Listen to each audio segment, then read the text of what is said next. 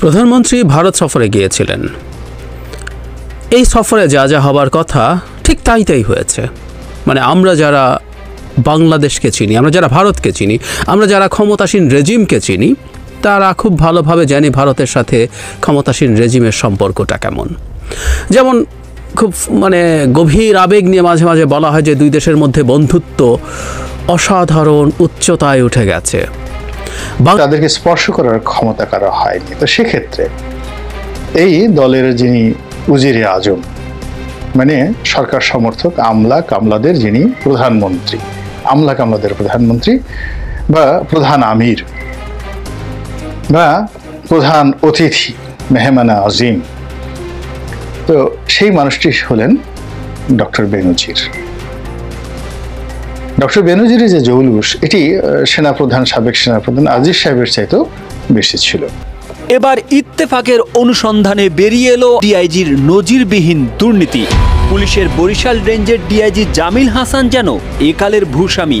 Resort করার জন্য জমি কিনেছেন 40 একর অর্থাৎ 120 বিঘা। নিজের পৈতৃক বাড়িটি নতুন করে গড়েছেন 30 বিঘা জমির উপর। এর পাশেই আছে অন্তত 36 বিঘা জমির উপর গরুর খামার। এখানেই শেষ নয়, এর সঙ্গে আছে গরুর হাট, যে হাট থেকে ইজারা নেন তারাই। এসব জমি বরিশালের উজিরপুর উপজেলায়। এর বাইরে আসসালামু আলাইকুম প্রিয় দর্শক, ফাইনালি চলে আসলাম আপডেট ও গুরুত্বপূর্ণ কিছু নিউজ নিয়ে আপনাদের মাঝে। প্রিয় দর্শক, অবশ্যই ভিডিওটি শেষ অবধি দেখবেন। দর্শক, আপনাদের কাছে ছোট্ট একটি অনুরোধ, দেশ এবং দেশের বাইরে হলে কমেন্ট বক্সে লিখে জানিয়ে দেবেন, আর চ্যানেলে নতুন হলে সাবস্ক্রাইব করে পাশে থাকা বেল বাটনটি অবশ্যই অল করে দেবেন, কারণ পরবর্তী আপডেট নিউজ সবার আগে পাওয়ার জন্য। প্রিয় দর্শক, আর অবশ্যই একটি লাইক। প্রধানমন্ত্রী ভারত সফরে গিয়েছিলেন। এই সফরে যা যা হবার কথা ঠিক তাই হয়েছে। মানে আমরা যারা বাংলাদেশকে চিনি, আমরা যারা ভারতকে চিনি, আমরা যারা ক্ষমতাসীন রেজিমকে চিনি, তারা খুব ভালোভাবে জানি ভারতের সাথে ক্ষমতাসীন রেজিমের সম্পর্কটা কেমন। যেমন খুব গভীর আবেগ নিয়ে মাঝে মাঝে বলা হয় যে দুই দেশের মধ্যে বন্ধুত্ব অসাধারণ উচ্চতায় উঠে গেছে। বাংলাদেশ ভারতের সম্পর্ক নিয়ে আমি বেড়াদার বলতে চাই, প্রভুভৃত্য বা প্রভুকৃত দাসের সম্পর্ক আবার আরও নতুন উচ্চতায় পৌঁছেছে। এই সম্পর্কটা প্রভুকৃত দাসে পরিণত হয়েছে বহুদিন হয়ে গেছে, অন্তত 1 দশকের বেশি সময়। এখন সেটা ক্রমাগত প্রতিবার নতুন উচ্চতায় ওঠে। এবারও ঠিক তাই ঘটেছে। এবারও এটা বেশ খানিকটা ওপরে উঠেছে। কি সমঝোতা স্মারক হয়েছে, কি হতে পারে, বা সবকিছু সমঝোতা স্মারকে আসেনি, কি কথাবার্তা হয়েছে, আমাদের একটু বোঝা দরকার আছে। এবং বিশেষ করে যেগুলো ফর্মালি আসেনি, রাদার কিছু না বিভিন্ন সোর্সে আমরা জানতে পেরেছি, সেগুলো নিয়ে আমাদের একটু কথা বলা দরকার আছে। কেন বলছি? বাংলাদেশ এবং ভারতের, বাংলাদেশ যে এক্সিস্টিং সরকার যে ভারতের কৃতদাসে পরিণত হয়েছে, সেটা যে আরও অনেক উচ্চতায় উঠল, সেটা আমরা বুঝতে পারব যদি একটু মোটা দাগে আমরা আলোচনা করি। আর একটা কথা শুরুতে একটু বলে রাখা ভালো, এই চুক্তিগুলোতে আসলে ঠিক কী হয়েছে আমরা খুব স্পষ্টভাবে জানি না। আমি আসবো ওই জায়গায়, খুব বেশি দীর্ঘ না হয়ে গেলে ভিডিও, যে আমাদের সংবিধানের বাধ্যবাধকতা ও বৈদেশিক চুক্তির ক্ষেত্রে মানা হয় না। ওটা হলে আমরা জানতে পারতাম এর মধ্যে আসলে কি আছে। যাই হোক, আমরা যতটুকু তথ্য পেয়েছি সেগুলোর ভিত্তিতে কিছু কথা একটু বলতে চাই। এখন পর্যন্ত আমরা জানি যে 7টা নতুন, এর মধ্যে 2টো চুক্তি, বাকি 5টা সমঝোতা স্মারক এবং পুরনো 3টা রিনুয়াল হয়েছে। মানে এই 10টা চুক্তি, এগুলো ওপরে দেখা যাচ্ছে। এর মধ্যে মূলত কয়েকটা খুব গুরুত্বপূর্ণ, এবং আমরা প্রায় বলি না যে দেশ বিক্রি করে দেওয়া হয়েছে, দেশের সার্বভৌমত্ব শেষ করা হয়েছে, দেশের স্বাধীনতা শেষ হচ্ছে। ইনফ্যাক্ট আক্ষরিক অর্থে এবার এমন কিছু ঘটনা আছে যেগুলোকে আমরা ওভাবে ইন্টারপ্রেট করতে পারি, একটু ক্লিশেই হয়ে যায়, তারপরও আর বিক্রি টিক্রিও না, আসলে দিয়ে দেওয়া হয়েছে স্রেফ কোনো রকম কোনো বিনিময় ছাড়া, রাষ্ট্রীয় কোনো বিনিময় ছাড়া, রেজিমের বিনিময় হয়েছে। আওয়ামী লীগ ক্ষমতায় থাকাকে নিশ্চিত করার জন্য এই বিনিময়গুলো করেছেন। সবচেয়ে গুরুত্বপূর্ণ ইস্যু হচ্ছে ভারতের সাথে রেল সংযোগ, আমি সেটা নিয়ে কথা বলবো। কিন্তু আরও 2টো ইস্যু নিয়ে আমি একটু কথা বলতে চাই, তারপর ওটা নিয়ে কথা বলবো। এ দুটো আমার কাছে ইম্পর্টেন্ট মনে হয়।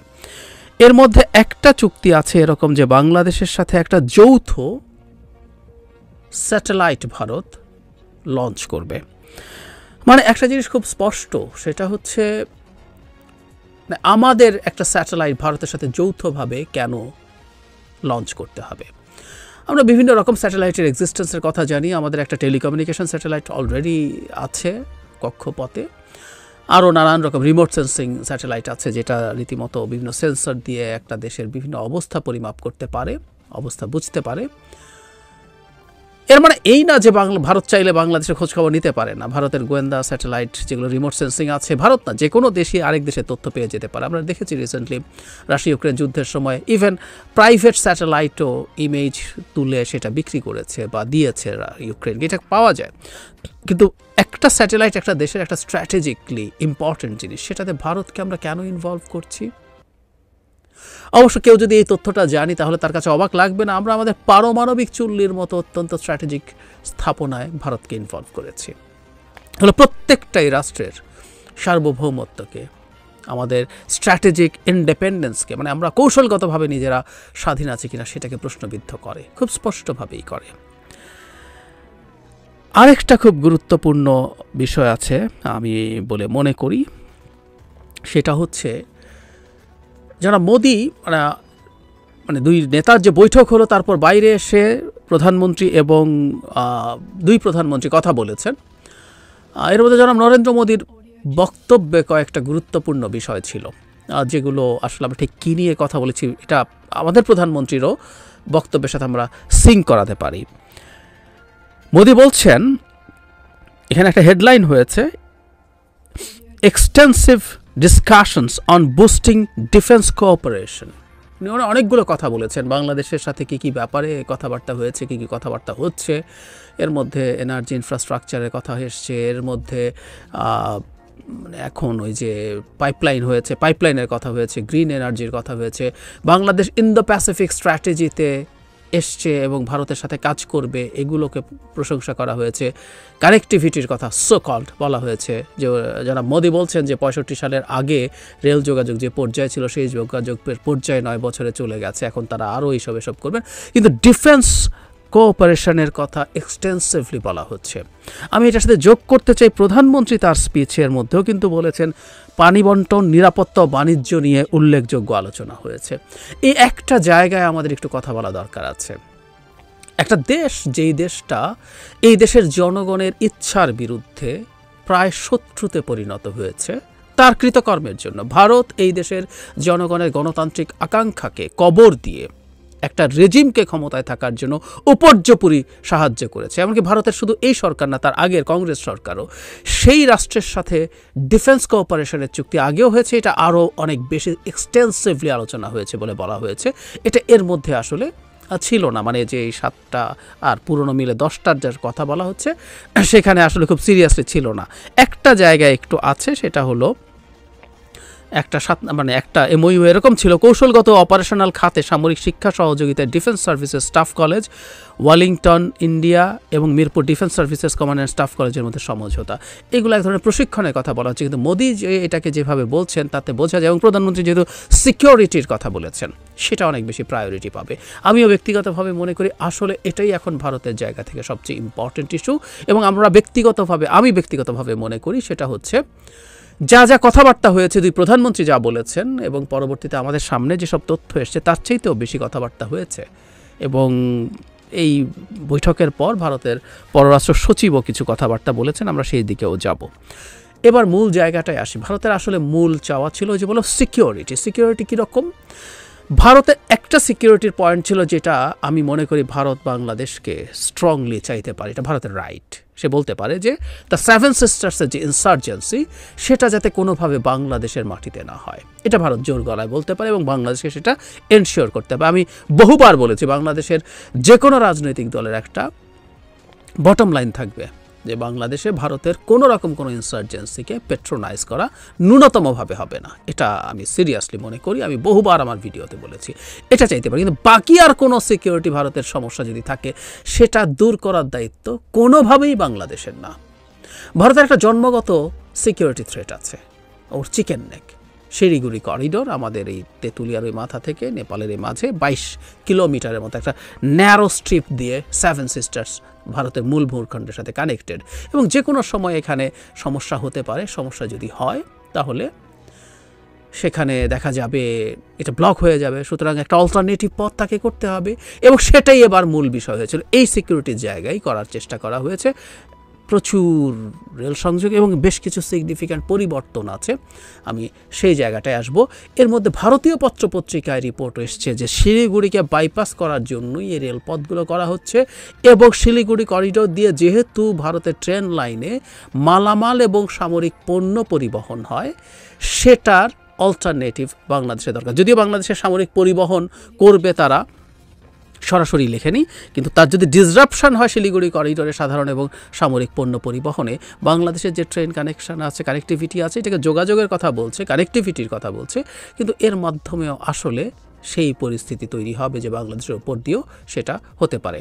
কেউ কেউ বলছিলেন যে এবার এই বাইপাস, শিলিগুড়ি বাইপাস, এবং এগুলো আসলে কোনোটাই ট্রানজিট না, আমরা আগেও বলেছি এগুলো আসলে করিডোর, কারণ ভারত তার নিজের এক প্রান্ত থেকে আরেক প্রান্তে যাচ্ছে।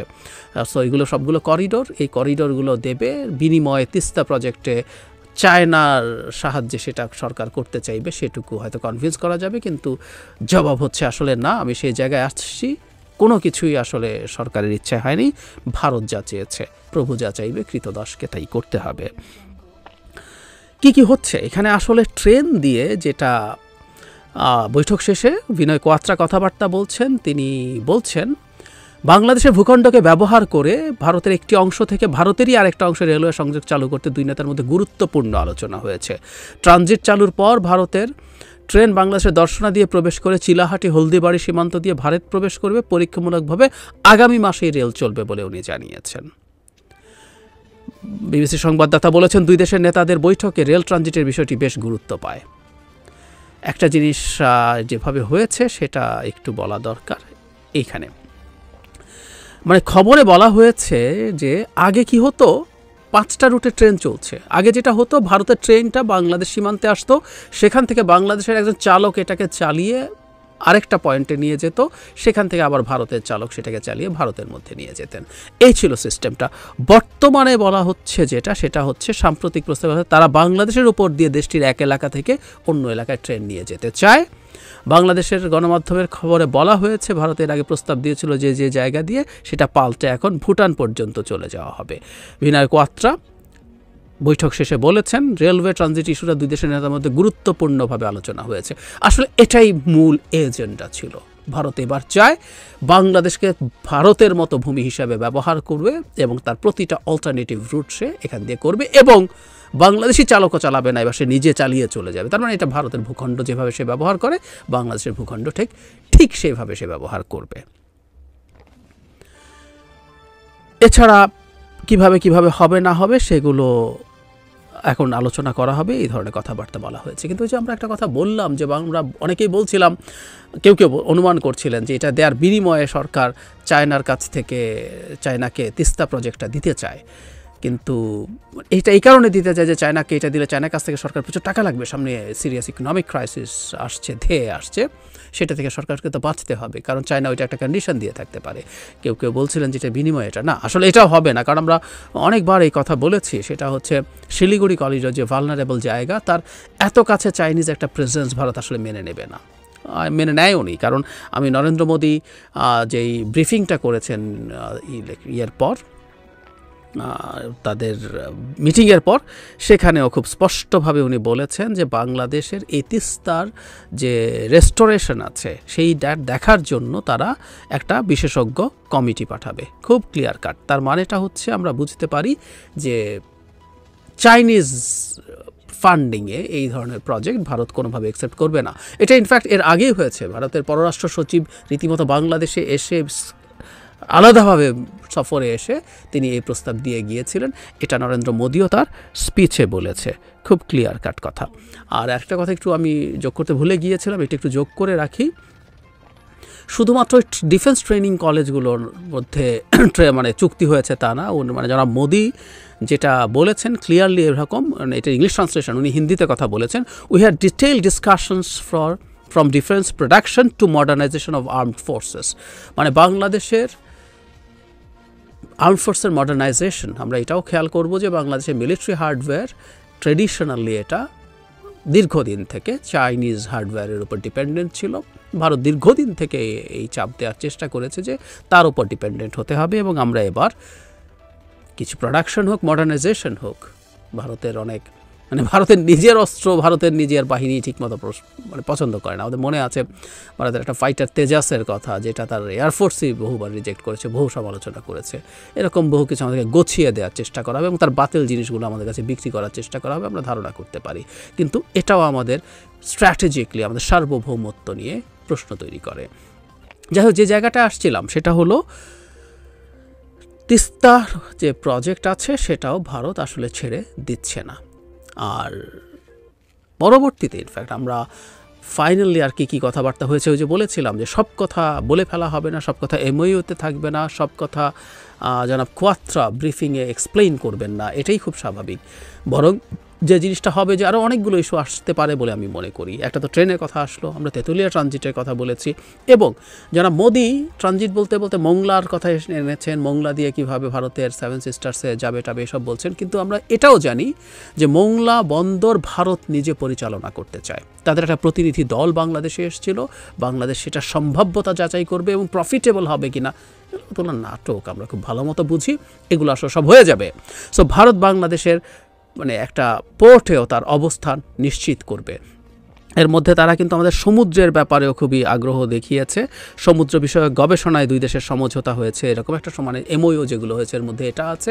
তার মানে আমাদের বে অফ বেঙ্গলে তাদের একটা প্রেজেন্স তারা চায়। একটা কথা আমাদের মনে রাখতে হবে, সেটা হলো চাইনিজ সাবমেরিন কেনার পর থেকে ভারতের মধ্যে এই ব্যাপারে টেনশন তৈরি হয়েছে। শুধুমাত্র সাবমেরিন কিনেছে তা না, চাইনিজ ফান্ডিংয়ে, ঋণে এই সাবমেরিনের জন্য ডক তৈরি করা হয়েছে কক্সবাজারের পেকুয়া নামক জায়গায়। ফলে ওখানে একটা চাইনিজ প্রেজেন্স আছে বলে তারা মনে করে, এবং এই বঙ্গোপসাগরে তাদের একটা বিরাট ইনফ্লুয়েন্স তৈরি বা ফুটপ্রিন্ট তৈরি হয়েছে বলে তারা মনে করে। সেই সব কারণে আমাদের বে অফ বেঙ্গলেও ভারত যথেষ্ট নানান অজুহাতে, আবারও বলছি যে এই কথাগুলো আসলে খুব স্পষ্টভাবে বলা আমাদের জন্য কঠিন, কারণ আমরা একটা দেশের নাগরিক, আমরা নাগরিক না, আমরা আবার কৃতদাস। সরকার যেমন ভারতের কৃতদাস, আমরা সরকারের কৃতদাস, আমরা প্রজাও নই। একটা মোটা দাগের মোটামুটি ভালো রাজার প্রজারা আমাদের চেতে 1000 গুণ বেটার থাকে। আমরা কৃতদাসে পরিণত হয়েছি, জানানোর দরকার নেই। কিন্তু আমাদের একটা তথাকথিত সংবিধান আছে যেখানে কথাবার্তা ছিল যে এগুলো বলতে হবে। আমি ওই আর্টিকেলটা আপনাদেরকে একটু পড়ে শোনাই, দেখাতে চাই। আর্টিকেল 145 ক, বিদেশের সহিত সম্পাদিত সকল চুক্তি রাষ্ট্রপতির নিকট পেশ করা হইবে এবং রাষ্ট্রপতি তাহা সংসদে পেশ করিবার ব্যবস্থা করিবেন। তবে শর্ত থাকে যে জাতীয় নিরাপত্তার সহিত সংশ্লিষ্ট অনুরূপ কোনো চুক্তি কেবলমাত্র সংসদের গোপন বৈঠকে পেশ করা হইবে। হচ্ছে কি? কিছুই হচ্ছে না, কিছু হবার কোনো কারণ নেই, এটা খুব ক্লিয়ারলি আমরা বলতে পারি। কোনো দিন কি হয়েছে, কোনো একটা চুক্তি দেওয়া হয়েছে? এই যে আমরা আজকে যে কথাবার্তাগুলো বলছি, কেউ কেউ বলতে পারেন যে না জেনে গুজব ইত্যাদি ইত্যাদি, কিন্তু আমরা তো বলি যে সংবিধান মতে আমরা নাগরিক, আমাদের জানার অধিকার আছে কি কি ইস্যুতে আসলে কথাবার্তা হয়েছে, কি কি জিনিস আসলে ওখানে হতে যাচ্ছে। এই জিনিসগুলো পাবলিক ডোমেইনে চলে আসার কথা, একদম খোলাখুলি। এর মধ্যে আমি কোনো একটা চুক্তির কথা দেখি নাই, এমওইউর কথা দেখি নাই যেগুলো আসলে গোপন কিছু হওয়ার সম্ভাবনা আছে। কিন্তু না, এগুলো আমাদের সামনে আসবে না। যাই হোক, বটম লাইন, কেন বলছি যে প্রভুকৃত দাসের সম্পর্ক ওই জায়গায় থেকে যাবে? ধরুন প্রধানমন্ত্রী, বাংলাদেশের প্রধানমন্ত্রী সংসদে এই কয়েকদিন আগেও বলেছেন যে তিস্তা প্রকল্পের জন্য চীনের কাছ থেকে ঋণ চেয়েছেন উনি। দেখলাম কি হলো না। ওইটুকুও মানা হয়নি, এটুকুও মানা হবে না। আসলে উপায় নাই, কারণ ভারত যা চাইবে, যেহেতু এইবারও এই দফা শেষ পর্যন্ত ভারত এগিয়ে এসে আমেরিকাকে টু সাম এক্সটেন্ট নিউট্রালাইজ করে তার ক্ষমতায় থাকা নিশ্চিত করেছে আওয়ামী লীগের, সুতরাং ভারত এগুলো শুনবে না, কোনো উপায় নেই। তিস্তা প্রজেক্ট চেয়েছিল, হলো না, হয় নাই, হবে না। ভারত যেভাবে চাইবে, যা চাইবে তাই হবে। এই যে এই সফরটা তো ভারতে আগে না হয়ে আগে চায়নায় হতে পারতো না। ভারতে যেহেতু নির্বাচন হচ্ছে, সেই কারণেই এবার এটা গিয়ে জুনে গিয়ে ঠেকলো। প্রধানমন্ত্রী খুব উচ্ছ্বসিতভাবে বললেন, 1 মাসের মধ্যে 2 বার গেছেন, আমরা জানি তিনি একবার শপথে গেছেন, এখন আবার গেলেন। কেন হতে পারতো না? আপনি চায়নায় যাবেন, ভারতের তো যেহেতু নতুন সরকার এখনও আসে নাই, ডামাডোলের মধ্যে আছে, এটা তো একটা ভ্যালিড রিজন। ঠিক আছে, তোমার ওখানে আমি প্রথম যেতাম, কিন্তু তুমি নির্বাচন নিয়ে ব্যস্ত আছো, আমি চীন ঘুরে আসি তারপর আসবো না, হয় নাই। আগে ভারত যেতে হয়েছে, এবং আমরা ধারণা করতে পারি চীনে গিয়ে কি বলা যাবে, চীনে গিয়ে কি করা যাবে, এসবের একটা ব্রিফিং দেয়া হওয়ার কথা। আমরা মনে করি এটা না হওয়ার কোনো কারণ নেই। চুক্তির মধ্যে বা তাদের আলোচনার মধ্যে জনাব নরেন্দ্র মোদীর যে স্পিচ ছিল সেখানে টেরোরিজম এইসব ইস্যুতেও বাংলাদেশের সাথে একসাথে কাজ করবে, এগুলো কোনোটাই খুব সহজ কথা না। এগুলো খুব পোশাকি কথা শোনা যায়, কিন্তু এগুলো আসলে পোশাকি কথা না। এগুলোর যে শুধুমাত্র কিছু গোয়েন্দা তথ্য আদান প্রদান তা না, এগুলো মানে আরেকটা দেশের ভেতরে, ভারত বাংলাদেশের ভেতরে তার কোনো ধরনের কার্যক্রম নিয়ে আসে কিনা, চালায় কিনা, অনেক কিছু হতে পারে। আমরা অনেকেই এ ধরনের সন্দেহ দীর্ঘদিন থেকে করছি তাদের প্রেজেন্সের ব্যাপারে। এইসব আলাপ আরও এই সন্দেহ আমাদের সামনে বাড়াবে যে এগুলো তারা করবে, এবং এই ধরনের একটা অজুহাত তৈরি করা তাদের ভবিষ্যৎ ইনভলভমেন্ট বাড়ানোর আরও নানা রকম সম্ভাবনা তৈরি করবে।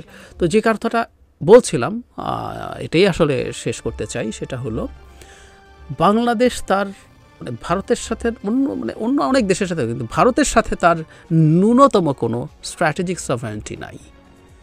বাংলাদেশের রেজিম কোনো একটা কথা, সীমান্ত হত্যা নিয়ে নাকি কথা হয়েছে, পররাষ্ট্রমন্ত্রী বলছেন এটা কম হয়, এটা এতটুকুও যাতে না হয় সেই চেষ্টা করছেন, কেউ এটা পছন্দ করছেন না, ইত্যাদি ইত্যাদি। 54টা নদীর কথা মোদি তার স্পিচে বলছেন, কিছু কোনো দিন হবে না। তিস্তা চুক্তি নিয়ে একটা টু শব্দ নাই যে এই চুক্তি, আমি বহুবার বলেছি, এটা নিয়ে আলাদা ভিডিও করেছি, যে ফ্রেমওয়ার্কে যে স্ট্রাকচারে তিস্তা চুক্তি হতে যাচ্ছে, এই তিস্তা চুক্তি হওয়া একেবারে ক্ষতিকর হবে আমাদের জন্য বেসিন বেসড হওয়া ছাড়া কোনো উপায় নেই। কিন্তু যে একটা তিস্তা চুক্তি আমরা করবো খুব দ্রুত, ওই কথাটুকু পর্যন্ত নাই। তিস্তার প্রজেক্টের কথা আছে, তিস্তার রেস্টোরেশনের কথা আছে, নতুন করে আপনি যা চায়না করতে চেয়েছিল এগুলো আসলে ঝুলিয়ে দেয়া, অন্য কিছু না। তো এইসব কথাবার্তা আপনি বলছেন, এইসব কথাবার্তা বলে আপনি আমাদের সামনে আনার চেষ্টা করছেন, এবং কোনো একটা জায়গায় কোনো একটা কিছু বাংলাদেশের দিক থেকে লিস্ট কোনো অর্জন কোথাও নাই। বরং পুরো যা দেখলাম চুক্তি সমঝোতা সামনে যা আসলো, রিডিং বিটুইন লাইন্স আছে, এবং দীর্ঘদিন থেকে যে আলাপ বাংলাদেশে হচ্ছে, কারণ একটার পর একটা যুক্ত হচ্ছে, মংলা পোর্ট তাদেরকে দিয়ে দেওয়া হবে, হয়তো এটাও আলাদাভাবে চুক্তি হবে, কারণ অলরেডি প্রতিনিধি ঘুরে চলে গেছে। সুতরাং ভারত যা চাইছে এবার তার স্ট্র্যাটেজিক এবং সিকিউরিটি রিলেটেড, আবারও বলছি, এই সিকিউরিটি এনশিওর করা বাংলাদেশের দায়িত্ব না। ভারতের চিকেন নেক বাংলাদেশ তৈরি করে নাই, ওটা জন্মের সময় থেকে ছিল, জন্মের সময় তৈরি হয়েছে। কিন্তু এগুলো করতে হবে, এবং জরুরি কথাটা হচ্ছে আপনি সমস্যায় পড়তে পারেন। আমি এটুকু বলে শেষ করি, ভিডিও অনেক লম্বা হয়ে যাচ্ছে, খুব স্ট্রাকচার্ডও হয় নাই, আমি টুকে বসি না, সে কারণে যা মাথায় আছে সেভাবেই কথা বলছি। যাই হোক, আমরা যখন ভারতের রেল লাইন দিয়ে অলরেডি তাদের পত্রিকা বলছে যে তাদের মিলিটারি এবং আদার সাপ্লাই যদি বন্ধ হয়ে যায় শিলিগুড়ি করিডোর দিয়ে, তাহলে অল্টারনেটিভ লাগবে। যদিও এই অল্টারনেটিভ পথে সামরিক কিছু যাবে বলা হয় না, কিন্তু আমরা চোখ বন্ধ করে বলতে পারি শিলিগুড়ি করিডোরে যদি চিকেন নেকে যদি সমস্যা হয় এখান দিয়ে, সেটাও যাবে। তার মানে বাংলাদেশকে আমরা একটা পটেনশিয়াল টার্গেটে পরিণত করছি ভবিষ্যতের কোনো চায়না ইন্ডিয়া ওয়ার বা কনফ্লিক্টের মধ্যে। খুব স্বাভাবিক, চিকেন নেক বন্ধ হলো, এখান দিয়ে যদি মিলিটারি সাপ্লাই যাওয়া শুরু করে, এটা তো একটা ভ্যালিড টার্গেট হবে চায়নার জন্য। সুতরাং এই পরিস্থিতি তৈরি করা হচ্ছে, এই পরিস্থিতি বানিয়ে ফেলা হচ্ছে। ওইদিকে ওকে এটা দিচ্ছেন, তাকে এটা দিচ্ছেন, করতে আপনি এই পরিস্থিতি তৈরি করছেন। সুতরাং বাংলাদেশের সার্বভৌমত্ব, বাংলাদেশের স্বাধীনতা, মানে আমার কাছে মাঝে মাঝে মনে হয় তথাকথিত স্বাধীনতা যেটা আমরা এখন আছি, অনেকেই মনে করেন আমরা আসলে আর স্বাধীন নেই, আমাদের সার্বভৌমত্ব নেই, অন্তত এই সরকার যতদিন ক্ষমতায় আছে পরিস্থিতি সেই দিকে চলে গেছে। সেটা কাগজে কলমে স্বাধীনতা আর কতদিন থাকবে, প্রশ্নগুলো এখন উঠবে, ওঠা শুরু করেছে, ওঠা শুরু করতে বাধ্য। এবং শুরুতে যে কথাটা বলেছিলাম, নতুন উচ্চতা খুব বলা হয়, দুটো দেশের বন্ধুত্বের সম্পর্কের নতুন উচ্চতায় পৌঁছেছে, প্রভু কৃতদাসের সম্পর্কেরও নতুন উচ্চতায় পৌঁছে গেছে এই সফরের পর, এটা আমি কনফিডেন্টলি বলতে চাই।